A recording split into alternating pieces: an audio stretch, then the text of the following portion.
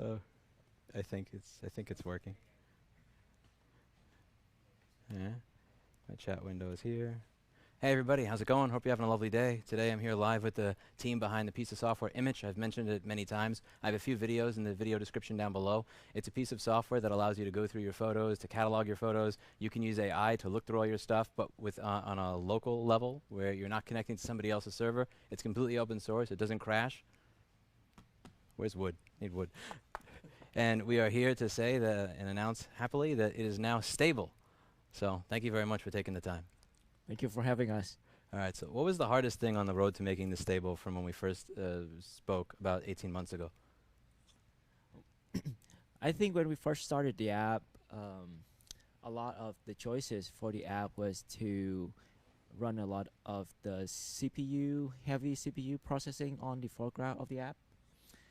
And so it make the apps doesn't have a very good experience when when you open the app and then you have to wait for 10-15 seconds before you can actually scrolling and viewing the images in a smooth way. And I think that really killed the experience of browsing your memory, because we don't want to just give you a tool to cataloging or uploading your photo. We want to give you a tool where you can relieve your memory as well. And in order to tackle that problem, it is a whole change from the server to basically rewritten the entire apps. That sounds like a lot of work. Yes. And if you guys want to say anything about the technical stuff, like, feel free. Yeah, so we had to make a huge amount of changes on the.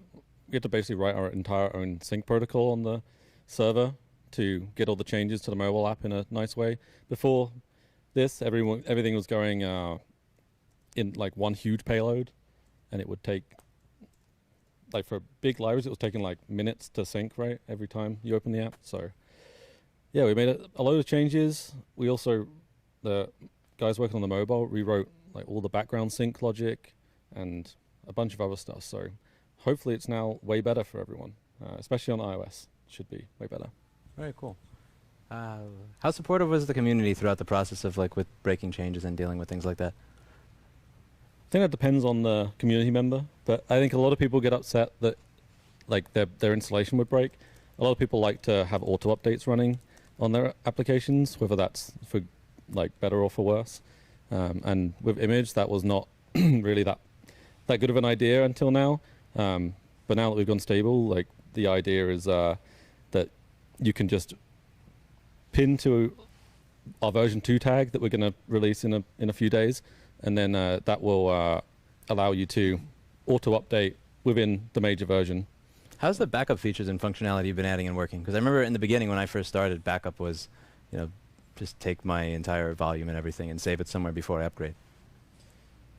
Yeah, so that's pretty similar. We have database dumps now, so if there's an issue with your database during a backup, an upgrade, that's you have copies with it next to your photos.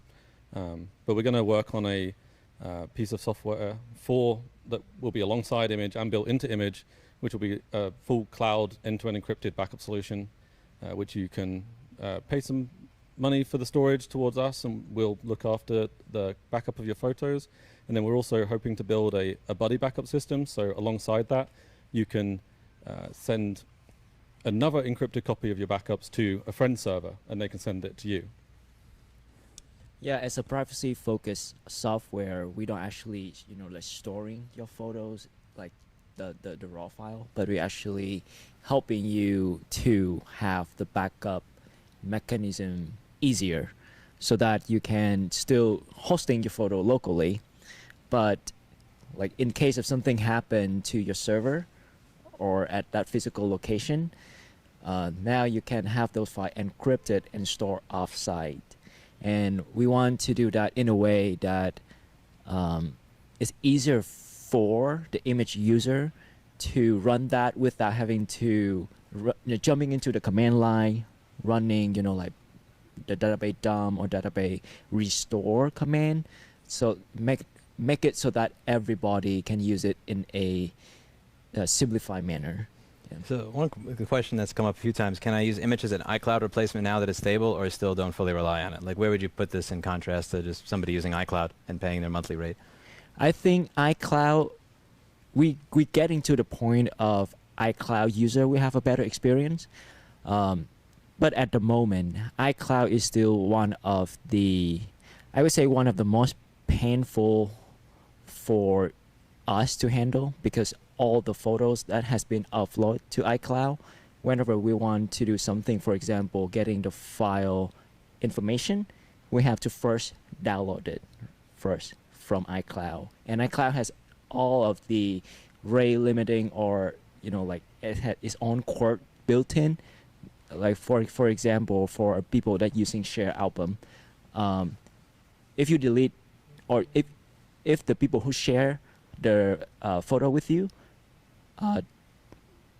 delete that photo and you don't have access into that photo anymore, somehow the iOS database still pulling those information.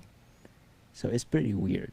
That's, I remember, do you know exactly what was going on when, I remember it was April of 2024, where everybody was saying that I updated to a new version of iOS and photos I deleted 4 to 7 years ago are just coming back? Yeah, Because that was a perfect moment to start talking about and using Immich more, because that was like a lot of people who were not crazy privacy advocates were just wondering, why is this thing I deleted 7 years ago showing up in my library?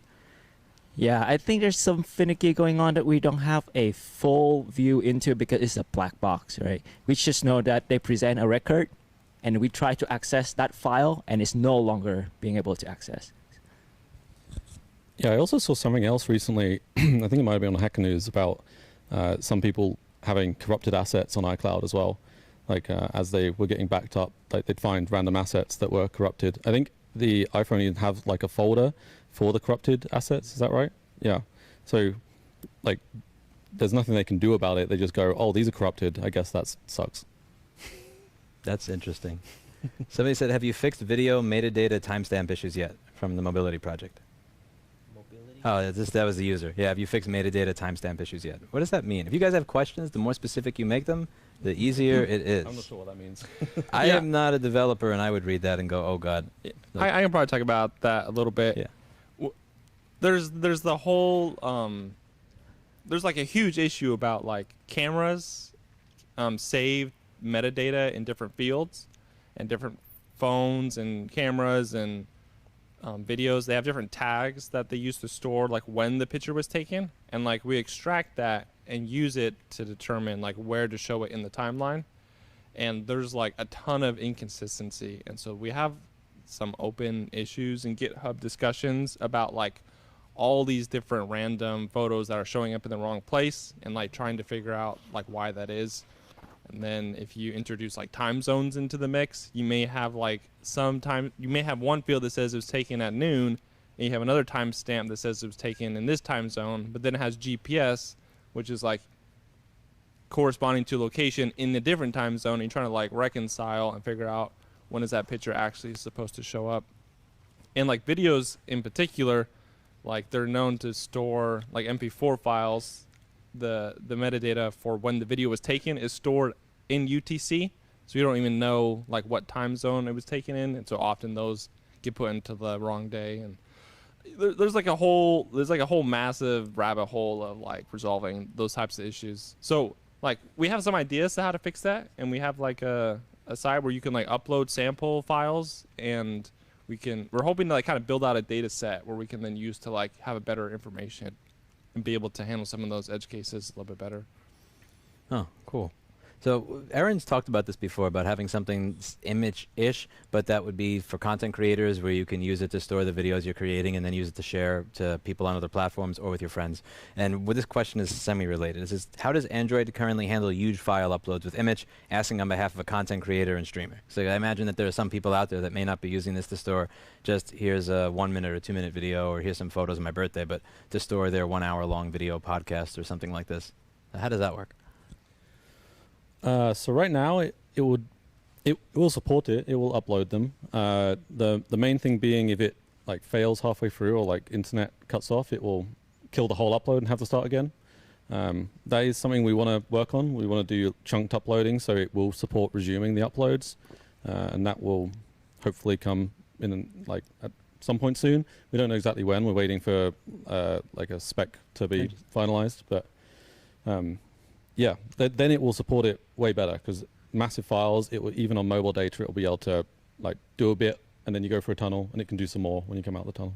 How does SyncThing or Nextcloud work with that? Because I've used those for backing things up instead of just, I don't use just image for it because I back up other folders on my phone. Like if you die halfway through a file in SyncThing, does it automatically start back off or does it just do the entire file again? So I'm not sure about SyncThing. I'm sure they probably do. I know for Nextcloud they do a similar thing. They do chunking. So they basically, you send chunks of the file and at the end they stitch them all together into the full file.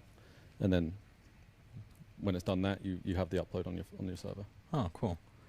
So you said, what are the personal projects you work on outside of Image that have been interesting to you? Since, Alex, you said that this project started as a side project for you before becoming a full-time job. Okay. Yeah. You know, at the moment, Image is still very interesting to work on, and there's seemingly like no days that nothing interesting would not show up. So I don't have the bandwidth for a side project yet. But if I do, I'm probably doing something more on the document management side because we got a lot of requests and I feel like it is something cool to build, especially like for document editing and Excel, those type of thing. But take it up a notch, like so that it run fast and slick and having a cool UI that you can use. So that would be something that I would interested in working on if I have some free time. Yeah, I mean, I also don't work on like any any projects outside of this. I mostly just spend far too much money and time on trying to run self-hosted stuff, buying servers and hard drives and then putting lots of things on them. It's addictive. It is addictive. Yeah, I got into Image working on it as a side project, but like it honestly is quite fun to work on. So I find myself, if I have free time, sometimes I even just like go work on Image stuff because it's still pretty fun. But like I've done a little bit of some side stuff like within Image. So I worked on like redoing like the website a bit, and I made like an API documentation website, and so there's some like kind of fun web development stuff I've been doing like within Image, but not on the Image project itself. So. Yeah. So how does the facial and object recognition compare to, let's say, using something like Google Photos? And also, just to complement this question, I realize that you're not making it. You're importing models from Hugging Face, and you also allow people to choose their own. So my follow-up to that would be, how did you choose the models that are the default for Image, and how would that compare to using Google Photos for object and faces? So yeah, as you said, we use models that exist for all the stuff right now. I think a lot of people seem to believe that our facial recognition is better than Google Photos. I think from my experience, it also seems to be. I think it depends on your like range of photos, how many you have of each person, and that kind of thing. As for choosing the models, I'm not sure. I think none of us really. That we have another guy who's our machine learning wizard, who does all that stuff, and he chose those things. But I think I also saw someone mentioned about cat recognition. We don't have that yet, but we want to work on crowdsourcing photos of pets, so that we can build our own pet model. Awesome. In the future.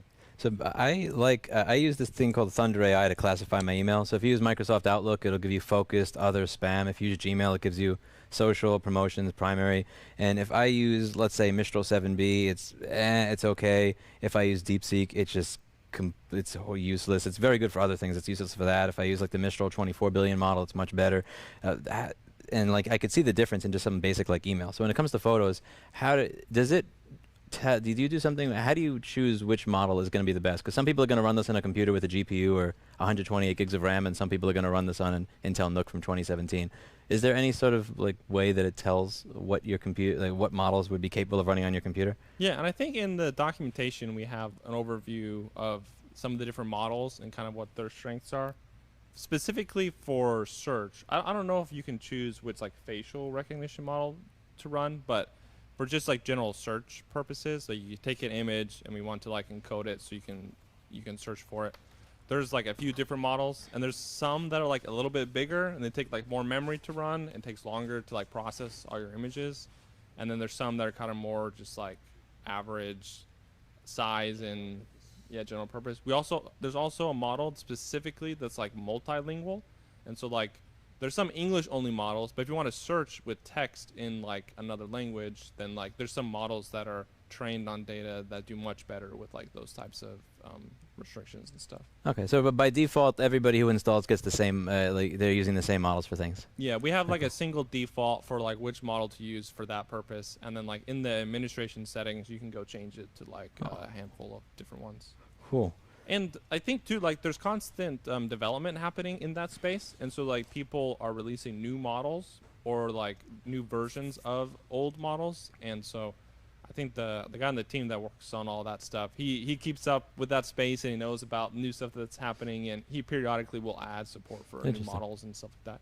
It is interesting as well because like there's a format that some of the models come in, and in order to use it like within Immich, we like support like the Onyx runtime or whatever, and so he'll take the models, like export them and like go through this whole process to get them into the format that like we can consume, and then he uploads it to like Hugging Face, and there's a whole process to like adding and updating those, and he takes care of all that stuff, which is pretty nice. Interesting. Yeah, I was thinking it would be cool to have some sort of slider, like I'm using an Intel NUC from 2017, or I have 30 gigabytes of VRAM and an RTX 5080 or something, and like where do I to play with some of the different ones? 'Cause I was surprised at the differences in just something basic like just classifying email as here's somebody talking about this, here's something for business, and let's see. Yeah, I Anyone think try? it could be like pretty highly impacted by like what data the model's trained on and like how well it performs for the different types of tasks. But yeah. The stable mean on Android, the background sync won't be killed and it will catch new photos working seamlessly. I can talk about that a little bit. So like specifically like with regards to mobile backup, that's like a crucial part of Immich, right? So like you take a picture and then like in the background it uploads it to the server.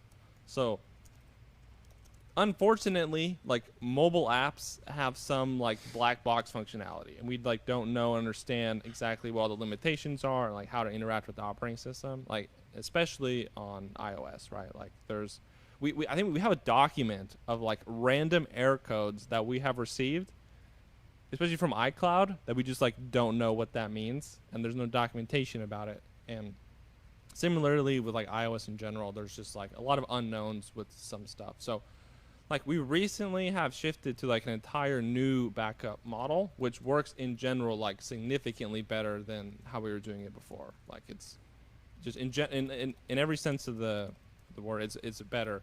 But like since we did that change recently, only like a month or two ago, there are still I think quite a few kind of like edge cases and exceptions that have like some weird behavior. So we're still working through those, but like the foundation is there for what we call, you know, our stable release. The server mobile synchronization algorithm is all been implemented and stuff, right? So there's still some polishing to work on for sure.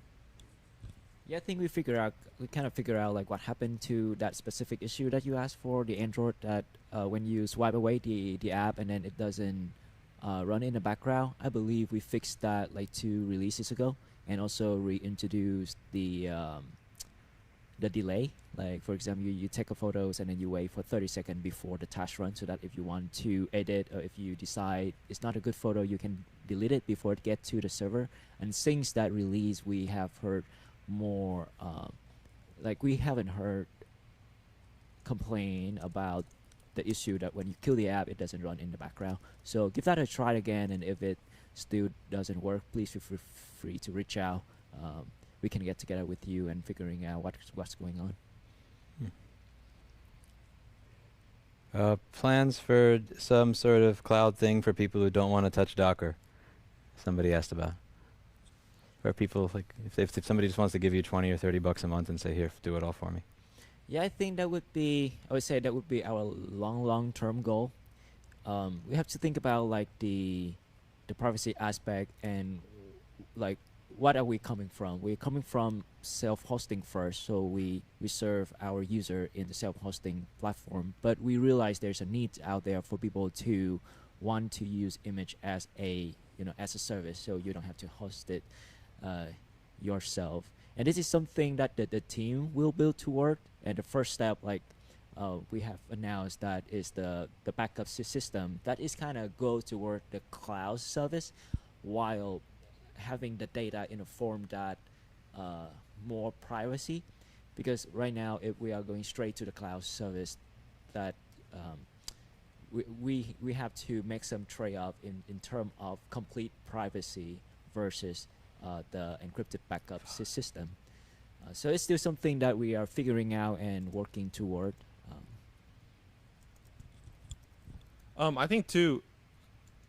We've been talking about doing a stable release for like a long time. Like we published a roadmap, and originally it was slated for like 2024, and then late 2024, and then early 2025, and then finally, towards the middle end of 2025, we had a stable release. But I think at some point this year, we realized if we were not kind of like hyper focused on like doing the things we needed to be ready for stable, like it would just kind of indefinitely get pushed back. And so I think we've really kind of like ignored long-term, mid-term plans just to hyper focus on a stable release. So I think it will be fun now that we've had our stable release to kind of open up that perspective again and see like what are some fun, exciting things that we can now focus on with this milestone behind us. So I think like cloud services and new features and more bug fixes and some of those bigger goals would be great to discuss. Issue 374 about supporting audio files seems to be a popular question. Issue 374 about supporting audio files or support for audio files. But it's immich, it's not audich. Yeah. Audich. Yeah. Immich. Oh, yeah, too. Okay, I get it. That's funny. Tell them to make new firmware for the HXR NX800. If OBS Studio has a downmix to mono option, Sony can have it too. Let's see. iOS is very aggressive with blocking background apps. That must be a pain in the ass. I will just say, I think it is kind of fun because a lot of people really enjoy Immich and the quality of our software. And I feel like some people are just like, man, could you guys just take what you've done and kind of like apply it to documents or to audio or to like notes? And so I think we get random requests every month or so about like some ancillarily related feature. Like, oh, can I integrate this with my contacts? You guys have people. Can we like sync it with my contacts? So I think a lot of people want good quality software to like extend into other areas, but yeah, we're pretty much focused on just the image portion. So photo and videos, that's right.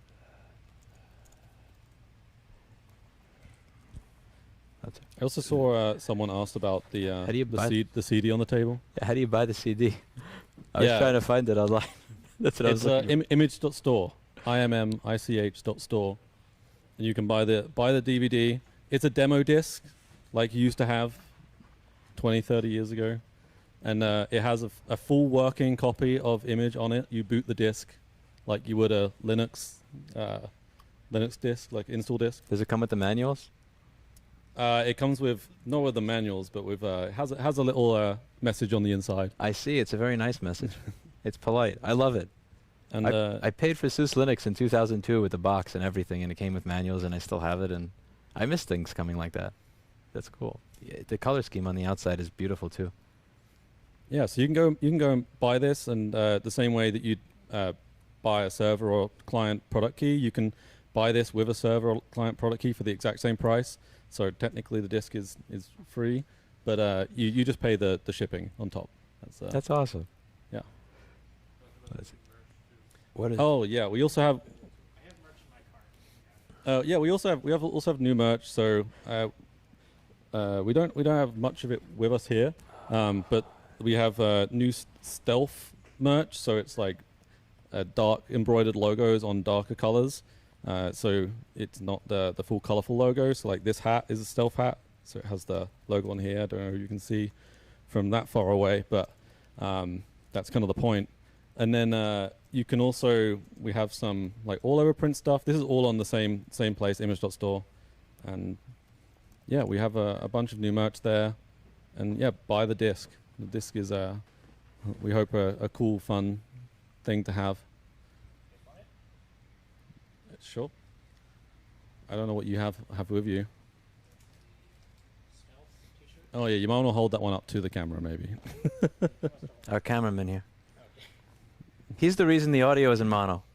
Come on, come in frame so I can blame you. He's the intern. Yeah. So yeah, we have Could have spent his time shirts, writing better firmware, and he's too which busy are making like image. the dark logo on the dark top, and then we have the like the same logo that's on the disc, the retro logo. So it's like a pixelated logo, and then yeah, we have some embroidered embroidered stealth hoodies and stuff like that, and we also have the normal logo embroidered on some hoodies as well now. Glad to see images released for TrueNAS, but looks like it's still on 1.10.3. 1.10.3. I think But it's the TrueNAS version. Oh right, yeah. TrueNAS updates we don't control. They have to update their like app repository, but you can also just install it the same way we like ask everyone to install with the Docker Compose. You can do like a custom app, I think it is on TrueNAS, and then you can run it yourself, so you don't have to wait for them to update. You have more control over everything. Any plans to allow for custom backgrounds like Google or iOS Outlook? Like a custom Background? photo behind the album. I've never seen that before, so I'm not sure. I've never seen. I Have you don't seen that understand the on question. I don't know. I'm really not sure. on I don't that. understand the question, I'm afraid. I'm sorry. The questions have... There's no more good questions anymore. What does stable mean? Yes. That's a decent... Okay. I think we're out of good questions. Did we talk about what stable meant yet? Like, I don't think so. You go ahead. I can just summarize what we said in our post. Stable for us basically meant like we had, we have resolved like a ton of technical debt that we had before. I think at the beginning we talked about whether we're gonna need like Docker compose changes or stuff like that, but like, we have done a bunch of changes, and hopefully that sets us up for not needing to do requiring the user to make a bunch of other changes. So hopefully the Docker compose file will stay the same for a long time, and we don't have any breaking API changes that will make the mobile app not work with the server. So in general, the server and the mobile app should work together all the time, within the same major version. So you can just kind of put those on autopilot, they can just automatically update, and things should just continue to work. So like a lot more stability in that regard, a lot less technical debt, so the code quality is a lot higher as well. And I think those are like the two main things. and also if you haven't heard of Image before, I know Lewis has mentioned it a few times before. Now that we're stable, you can go in and play around with it. We have a demo server. You can go to demo.immich.app and try it out. Also, even though we do ask that people pay and buy product keys, you don't have to pay. It is like free to use, but we just ask that if you're able to and you enjoy the software, you pay for it.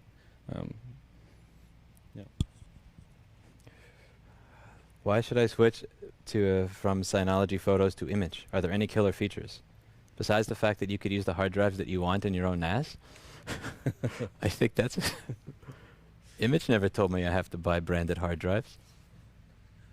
Until version 3. That'll be the rug pull. You have to use a Seagate... If I were sponsoring this, I would say you have to use a Seagate Rosewood in order to use Image. Sponsored by your local data recovery company. No, but in all seriousness, yeah. So what do you bring over? I've never used Synology Photos. Yeah, I haven't used Synology Photo, and I don't know if we have many people on the team actually use it. But from what we've heard from the people that move from Synology Photos, is the experience of browsing and using the software. The interfaces, it's fast, it's sleek. You can go to like any date that you want in an instant, that you don't have to wait for things to load, and then you can search things really quickly using natural languages that you can type in like a haircut in front of the like a haircut in front of the mirror if you want to look into one of the old haircut that you had a long time ago, things like that. And the mobile apps work well. It integrate well with the your gallery on your phone. So I think the best way to judge is to try it yourself. And Image is really fast to set up. It only takes like 5 minutes when you go through our official documentation, and then you can tell the difference in the feeling of using the app. Somebody wanted to zoom in on the CD case. Absolutely. You just not, you can't Here you go. the special message on the inside. I won't share the message on the inside. Here, CD up. here, we'll do a dramatic zoom. Here, wait. Put it this. I could do a dramatic zoom. Testing out the new camera zoom. This camera arrived yesterday. Get a hand model Whoa, for it. that's a dramatic zoom. I think I have it set to slow at the menu. It's getting there. One moment. The tortoise beats the hare. We're almost there. I have to put music to this. I'll put music to it to make it dramatic when I do the edited version of this video. Want to sing for us? You'll have to have the soundtrack to Inception here. The main song to Inception. No, no, no, no. You want to see the inside? The disc? Only what people are allowed to see. Make sure no spoilers. That camera's good enough that I could probably read the notifications on the phone to the right of it. Step 1, shut down your computer. Step 2, insert disk into DVD drive. Step 3, turn on your computer. Select this disk as the boot device in your computer's BIOS. I love the blue theme. I miss the Windows theme that looked like that.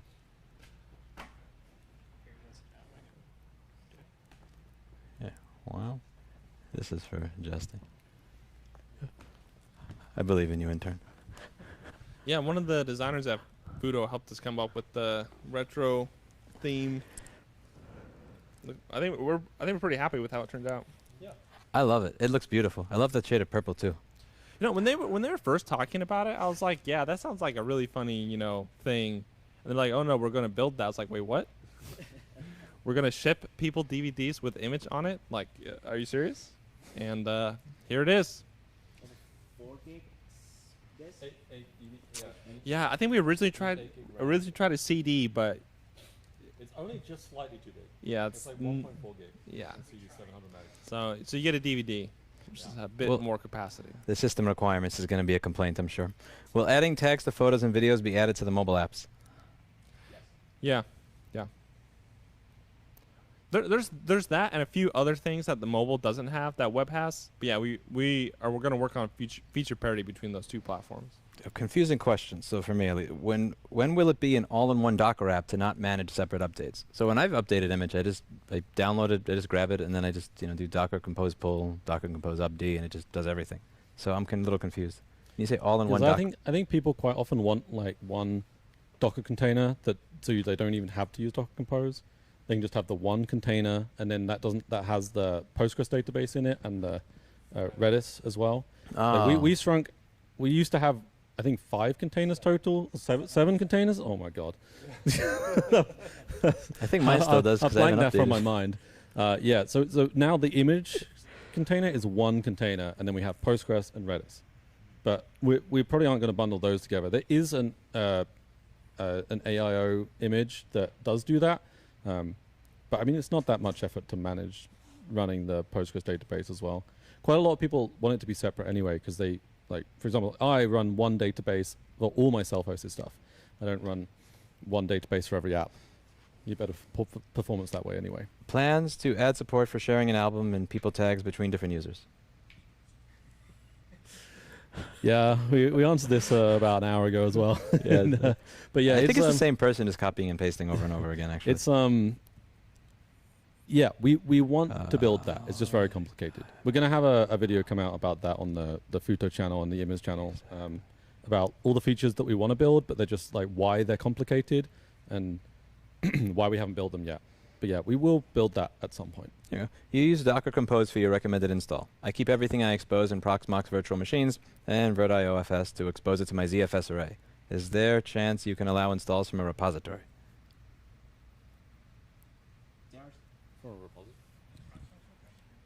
I think some, so there are, I believe there's some user that package it into like a snap package Oh, like on yeah, like on Ubuntu or something like that.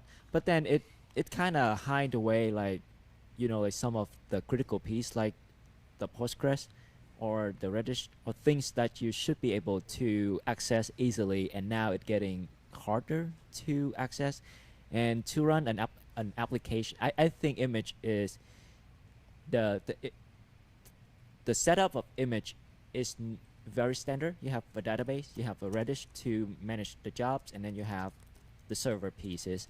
So to be able to have the visibility and then the access to it, make it simple for you long term for managing and for updating.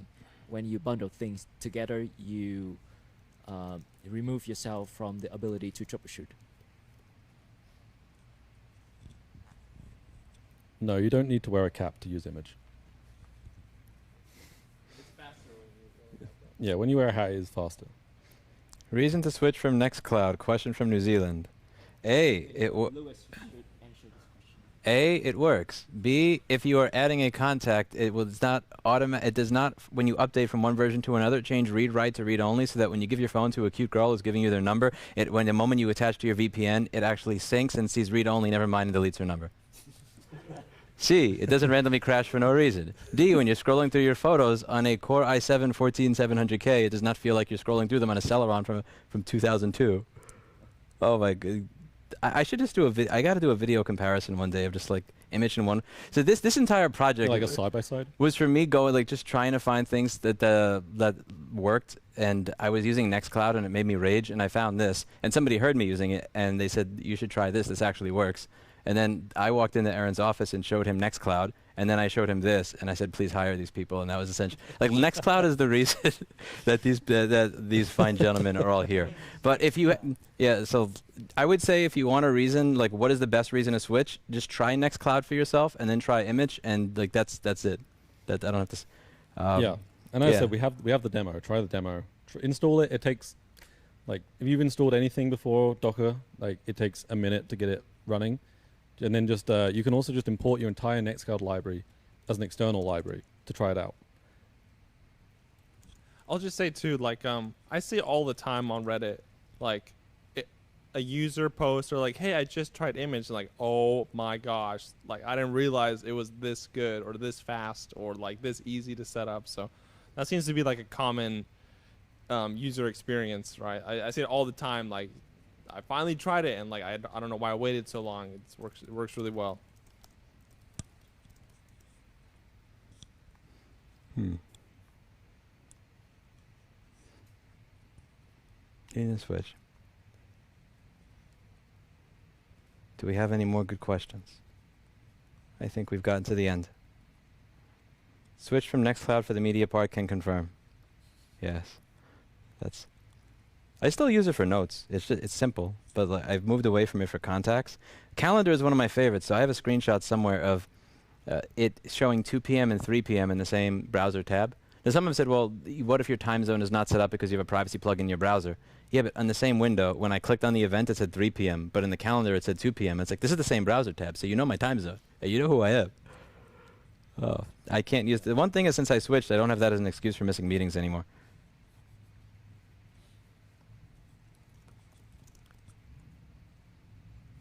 Someone asking about ARM support. We have ARM support, right? Not 32-bit, but it runs on ARM. Lots of people run it on Raspberry Pis. Why not a USB instead of a CD or a DVD? It's the same. Well, why not a like same reason that you use vinyl? Because you get the artwork. Look at the artwork. Yeah. You can't fit artwork on a USB.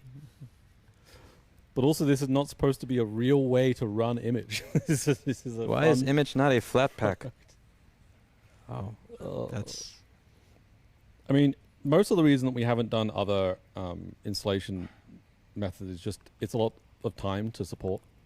Like Docker works everywhere, and it works the same everywhere. It's really easy to support for everyone. And there are other installation methods that are maintained by the community, like Nixos has one. I think there's another one as well, right? Yeah, Oh, yeah, HexOS has the CasaOS has one as well. Yeah, yeah. Oh, apparently it's in the OR as well. I didn't know that. Please don't ever stop supporting Docker. I don't think.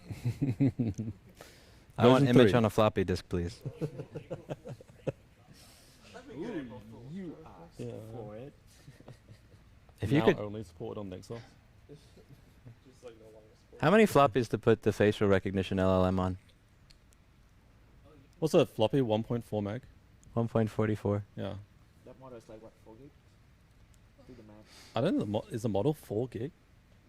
No, it's not that much. The facial recognition. Oh, for all of them, yeah. I think the facial recognition's like a few hundred. So And you need a few parity disks, like part 2 files, in case any one of the individual floppies is yeah, died. we don't the disk doesn't have the machine learning stuff on it because not because it couldn't fit on the disk, because when you put the disk into your PC, it has to load the whole disk into memory to boot. So then it would take like 16 gig of RAM just to boot the thing, to then you then need more RAM to run it. Yeah, you can uncomment it and it'll pull it from the container registry. Well, thank you very much for giving people an alternative to being stuck using Google and iCloud, or living with something that makes them just not want to go through their photos anymore, which is where I was when I met all of you. It means a lot, and I hope that people keep paying for good software, and I'm glad that you keep making it better to convince people they're doing the right thing by paying for good software.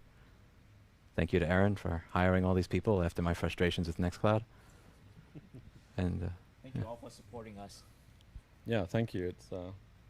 It's great to work on this, and actually build something that helps a lot of people. So, rather than e-commerce software that I was building before this. So. Yeah, and ever since we had our stable release yesterday, we've seen like huge support from the community, and congratulations. And we've seen lots of people buying CDs, merch, product keys, and all that stuff. So yeah, huge shout out to the community for all your support and helping us get to where we are today as well. with that, I hit the end stream button. Now to listen to people complain about mono versus stereo for the next 9 hours until I edit the video to a normal version. I look forward to ignoring all of your comments. Okay. That was fun. Thank you for coming